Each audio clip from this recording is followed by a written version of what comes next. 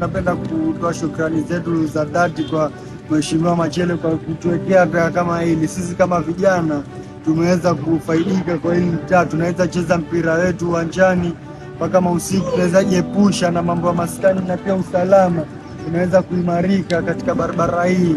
Usiku alikuwa kupitiki kina mama usiku wapiti, lakini sasa hii tunashukuru sana mheshimiwa. Tunashukuru mradi wa mheshimiwa umekuwa wa maana kwetu.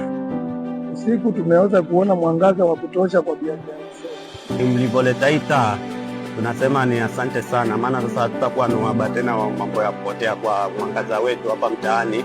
Naona kwamba itatusaidia sana, hata wahuni kidogo watakuwa pia nao wanaogopa. Kwa hivyo Mheshimiwa Machele bana, tumekushukuru sana, tuendelee hivyo hivyo, wewe ni wetu. Tukushukuru sana Mheshimiwa Machele, ametokea taa hii Ulikamwizi, tumekuwa self, watu wote wako na raha, wanaenjoy. Hata kitambo kwa kuingiza maskari yakitusumbua, sasa pia maskari kile mwangaza nini, pia watu wamekaa hapa hawasumbui tena. Tunashukuru sana, kumekuwa live, yani kumekuwa papendeza zaidi yani. Tunashukuru sana. Allah mjazie kila la kheri. Namshukuru Mheshimiwa Machele, Mungu ambariki, amuongezee hiyo imani. Tumeshukuru sana Machele, mheshimiwa, security imeimarika.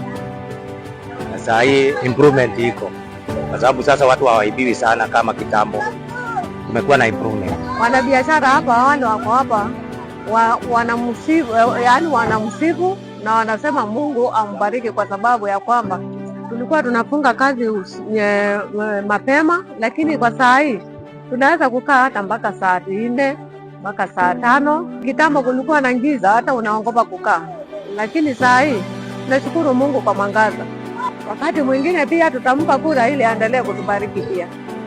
Tunafurahi yote unayotufanyia.